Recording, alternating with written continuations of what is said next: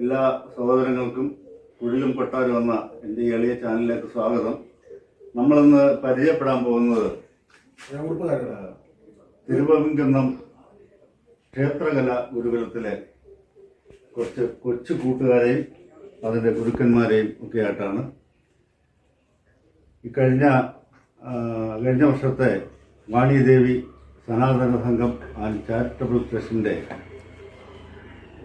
പുരസ്കാര ജേതാവായ ശ്രീമാൻ ബിനു ഐശ്വര്യ, പുരസ്കാരം എന്ന് പറയുമ്പോൾ കലാശ്രേഷ്ഠ പുരസ്കാരം ആണ് അദ്ദേഹത്തിന് ലഭിച്ചത്. അപ്പോൾ കലാശ്രേഷ്ഠ ശ്രീ ബിനു ഐശ്വര്യയും അദ്ദേഹത്തിൻ്റെ കൂട്ടാളികളെയും നമ്മളിന്ന് പരിചയപ്പെടാൻ പോവുകയാണ്. നമ്മൾ നിൽക്കുന്നത് തിരുവനന്തപുരം ക്ഷേത്രകല ഗുരുകുലത്തിലാണ്. ഇവിടുത്തെ കൊച്ചു കൂട്ടുകാരാണ് ഇരിക്കുന്നതല്ല. നമുക്ക് അവരോട്ടൊന്ന് പരിചയപ്പെടാം. നമുക്ക് അദ്ദേഹത്തിനോട് തന്നെ കുറച്ച് നേരം സംസാരിക്കാം. നമസ്തേ.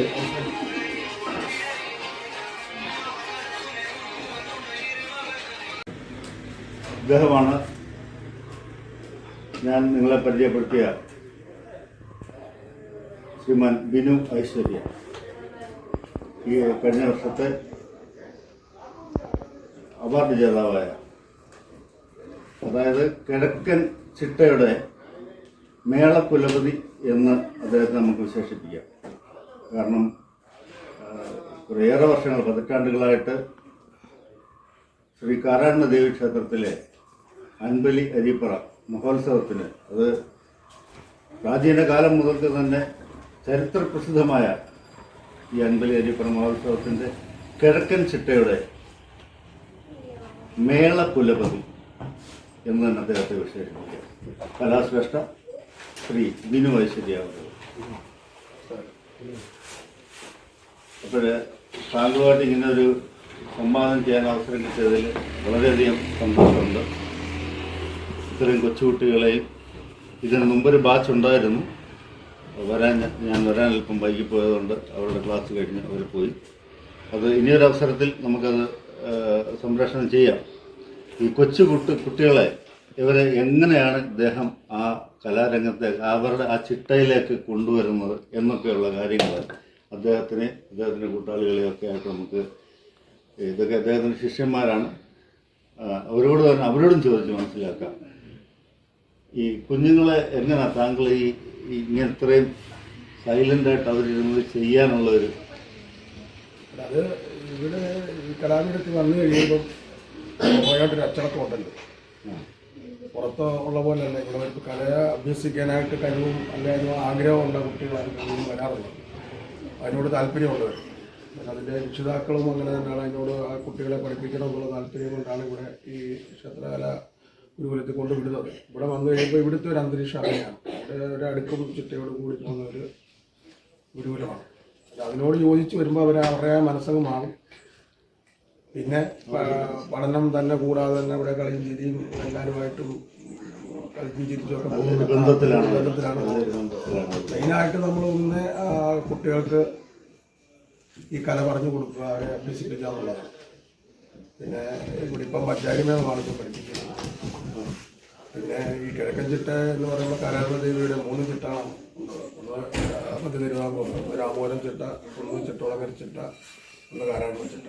അതിലെ കാരായണ ചിട്ടയിലെയാണ് കലാശ്രേഷ്ഠ പുരസ്കാരം വാണിദേവിയെ കിട്ടിയെന്ന് പറഞ്ഞത് കഴിഞ്ഞ കൊല്ലം. ഇത് കഴിയുമ്പോൾ അവർ ഓട്ടോമാറ്റിക്കായിട്ട് കാരായണ ചിട്ടയിലോട്ട് കയറിക്കോളും. ഈ പഞ്ചാരിയുടെ 5 കാലം പഠിപ്പിച്ചപ്പോൾ അരങ്ങേറ്റം ഫസ്റ്റ് ബാച്ചിൻ്റെ അടുത്ത മാസം അരങ്ങേറ്റമാണ്. സെക്കൻഡ് ബാച്ചിലെ കുട്ടികളാണ്. ഇവരും ഒരു 3 മാസം 4 മാസം കൊണ്ട് കഴിയുമ്പോൾ ഇവരുടെ അരങ്ങേറ്റം നടക്കും. ഇത് കഴിയുമ്പോൾ അവർ കിഴക്കൻ ചിട്ടയിലോട്ട് വരും. പിന്നെ അവരെ പഠിപ്പിക്കാനായിട്ട് എപ്പോഴും നമുക്ക് പുറത്ത് പ്രോഗ്രാമുകളും കാര്യങ്ങളൊക്കെ ഉണ്ട്. എൻ്റെ ശിഷ്യന്മാരായിട്ടുള്ള 2-3-4 ശിഷ്യന്മാരുണ്ട്. അവർ എന്നെക്കാട്ടിലും അഗ്രഹന്മാരാണ്. അവരാണ് ക്ലാസ്സുകൾ നയിച്ചുകൊണ്ട് പോകുന്നത്. നമ്മുടെ മേൽനോട്ടത്തിൽ കാര്യങ്ങളെല്ലാം ഭഗവതിയുടെ അനുഗ്രഹം കൊണ്ട് ഭംഗിയായിട്ട് പോകുന്നു. കുട്ടികളെല്ലാം നല്ലതായിട്ട് പഠിക്കുന്നുണ്ട്. അതിനോട് താല്പര്യമുണ്ട്, അതിനോട് ഇൻട്രസ്റ്റ് ഉണ്ട്. നമ്മൾ പറയുന്നത് പോലെ അതിൽ കൂടുതൽ കഴിവുള്ള കുട്ടികളാണ്. കുഴപ്പമില്ലാത്ത രീതിയിൽ പോകുന്നു.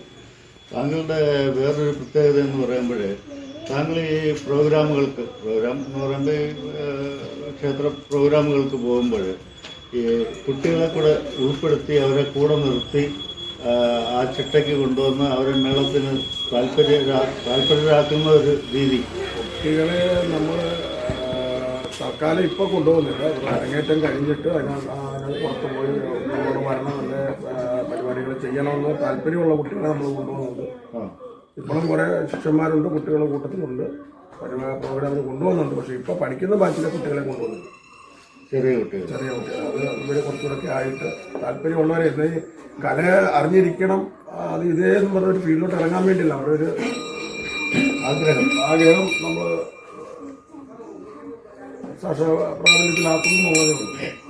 അതായത് ഇതിപ്പോൾ അവരുടെ അവർ പഠിച്ച് അവരുടെ രീതിയിൽ എത്തണം, നിലയിലെത്തണം എന്നുണ്ട്. അതിൻ്റെ കൂട്ടത്തിൽ ഈ ഒരു കലയെ കൂടെ പഠിപ്പിച്ച് വിടുക എന്നുള്ളതാണ്. പിന്നെ നമ്മുടെ കൂട്ടത്തിൽ വരുന്ന കുട്ടികളുമുണ്ട്, അതിനോട് കൂടുതൽ താല്പര്യമുള്ള കുട്ടികളുണ്ട്, അവരെ നമ്മൾ പുറത്ത് പരിപാടിക്ക് കൊണ്ടുപോകാറുണ്ട്. അത് ഈ അടുത്ത സമയത്ത് താങ്കളുടെ സോഷ്യൽ മീഡിയയിലൊരു പ്രോഗ്രാം നമ്മളതിൽ കണ്ടു.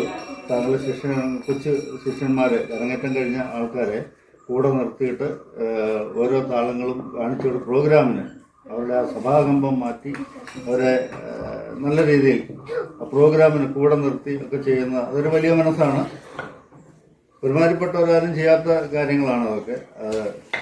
വളരെ അഭിനന്ദനാർഹമാണ് ആ കാര്യങ്ങൾ. ഈ വന്ന കാലത്തെ നമുക്കെല്ലാവരും കണ്ടുകൊണ്ടിരിക്കുന്ന ഈ വളർന്നു വരുന്ന കുട്ടികളൊക്കെ മറ്റുള്ള ദുശീലങ്ങളിലോട്ട് പോയി വഴിപഴിച്ചു പോകുന്ന ഒരു സമ്പ്രദായം ഇപ്പം നമ്മുടെ നാട്ടിൽ പൊതുവെ കൂടുതലാണ്. ഇതിപ്പോൾ ഇങ്ങനെയൊക്കെയുള്ള കല പഠിക്കുന്ന കുട്ടികൾക്ക് അതിനോട് വലിയ താല്പര്യം, അവരെപ്പോഴും കലയോടാണ് ശ്രദ്ധിക്കുന്നത്. ഈ രക്ഷിതാക്കൾ അല്ലെ നമ്മുടെ നാട്ടിലെ ഈ കുഞ്ഞുങ്ങളുടെ രക്ഷിതാക്കൾ ചെറുമ്മമാരൊക്കെ ശ്രദ്ധിക്കേണ്ട, ഇങ്ങനെയുള്ള കല പഠിക്കുന്ന കുട്ടികളെ അപൂർവമായിട്ടില്ല.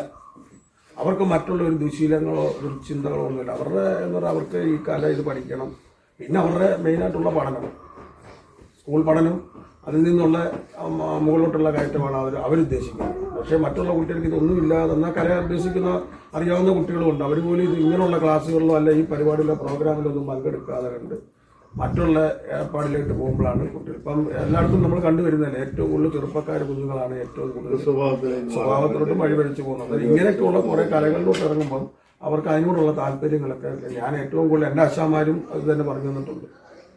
അതൊരു നല്ല കാര്യമായിട്ട് ഞങ്ങളുടെ ആശാന്മാർക്കും പൊതുവെ ഒരു നല്ലൊരു അഭിപ്രായമുണ്ട്. അതുകൊണ്ട് കൂടുതലും കുട്ടികളെ നമ്മൾ കഴിയുന്നത്ര നമ്മളിവിടെ ഫീസോ കാര്യങ്ങളോ ഒന്നുമില്ല പഠിപ്പിക്കുന്നത്. തന്നു കഴിഞ്ഞാൽ ദക്ഷിണായിട്ട് തന്നാൻ മേടിക്കാൻ ഇവിടെ സ്ട്രിക്റ്റായിട്ട് അങ്ങനെയുള്ള പരിപാടികൾ. കല അഭ്യസിക്കാൻ വരുന്ന കുട്ടികൾ കലയോട് അതിൻ്റെ താല്പര്യം ഉണ്ടെങ്കിൽ ആ കലയുടെ നമ്മൾ വളർത്തിയെടുക്കാൻ പ്രോത്സാഹിപ്പിക്കുക എന്നുള്ളതാണ് നമ്മുടെ ഈ ഗുരുകുലത്തിൻ്റെ പ്രത്യേകത. ഇവിടെ ഫീസായിട്ടോ അല്ല ഒരു ബിസിനസ്സായിട്ടോ അല്ല ഒരു കാശിന് വേണ്ടിയോ അങ്ങനെയൊന്നുമില്ല. അദ്ദേഹം പറയുന്നത് ഈ ഗുരുകുലത്തിലേക്ക് കടന്നു വരുന്ന കുട്ടികളോട് അദ്ദേഹം ഫീസ് ഈടാക്കാറില്ല. ഫീസിന് വേണ്ടി മാത്രമല്ല അദ്ദേഹം ഈ സ്ഥാപനം നടത്തിക്കൊണ്ടു പോകുന്നത്. കലയോട് താല്പര്യമുള്ള കുട്ടികൾക്ക് അവരെ അത് അഭ്യസിപ്പിച്ച് വിടുവാനുമായിട്ട് മാത്രം. അതായത് ആരെങ്കിലും ഫീസ് നിർബന്ധപൂർവ്വം കൊടുത്താൽ അദ്ദേഹം വാങ്ങും. കാരണം ഈ കാര്യങ്ങൾക്കെല്ലാം അദ്ദേഹത്തിന് ചിലവുകളൊക്കെ ഉണ്ട്, അദ്ദേഹം സ്വന്തമായിട്ടാണ് വഹിക്കാറുള്ളത്. ഞാൻ തന്നെയല്ല, എൻ്റെ കൂട്ടത്തിൽ എൻ്റെ ശിഷ്യന്മാരും ഉണ്ട്, അവരുണ്ട്. അവരാണ് ഇതിൻ്റെ പ്രചോദനം എന്ന് പറയുന്നത്. അവരാണ് നമ്മൾ അവരുടെ ആശാനായിട്ടല്ലേ മെയിനൊരാളായിട്ട് അവർക്കൊരു മാർഗനിർദ്ദേശമായിട്ട് നിൽക്കുന്നെങ്കിലും കാര്യങ്ങളെല്ലാം നടത്തിക്കൊണ്ടുപോകുന്ന അവരാണ്. അപ്പോൾ ഇവിടെ ഇതിനകത്ത് കയറിയപ്പോൾ മുതൽ നമുക്ക് വളരെ എന്തോ ഒരു തണുത്ത അന്തരീക്ഷം നമുക്ക് ഫീൽ ചെയ്യുന്നു. ഇങ്ങനൊരു അവസരം അദ്ദേഹത്തിനോട് കിട്ടിയത് തന്നെ വളരെ പുണ്യമെന്ന് കരുതാം. കാരണം ഈ ഒരു സിറ്റുവേഷനിൽ നമ്മളല്പം താമസിച്ചതുകൊണ്ടാണ്, അല്ലെ നിറച്ച് കുട്ടികളുണ്ടായിരുന്നു. അടുത്ത ഒരു അവസരത്തിൽ രണ്ടാമത്തെ ബാച്ചാണ്, അടുത്ത ബാച്ച് പഠിച്ചിട്ട് പോയി. ആദ്യം ഒരു ബാച്ച് പഠിച്ചു 84 കുട്ടികളാണ്. ഇപ്പം നിലവിൽ 84 കുട്ടികൾ നിലവിലുണ്ട്. ഈ 84 കുട്ടികളെയും അദ്ദേഹം ഫീസിനും വേണ്ടിയല്ല, അദ്ദേഹം കല അഭ്യസിപ്പ് അദ്ദേഹത്തിന് അറിയാവുന്ന അദ്ദേഹത്തിന്റെ കഴിവുകൊണ്ട് അദ്ദേഹം കണ്ടുപിടിച്ചതുമായ ഈ കഴിവെന്ന് പറയുന്നത് എല്ലാം അമ്മയുടെ മുമ്പിൽ നിന്ന് അമ്മയുടെ അനുഗ്രഹം. തീർച്ചയായിട്ടും അമ്മയാണ് എല്ലാത്തിനും ആധാരം. അമ്മയുടെ ആ ഒരു വലിയ അനുഗ്രഹത്തിന്റെ ഇതിൽ ഈ ഇത്രയും കുട്ടികൾ ഇനിയൊരവസരത്തിൽ വലിയൊരു വീഡിയോ എടുത്ത് ചെയ്യാം. തൽക്കാലം നന്ദി, നമസ്കാരം.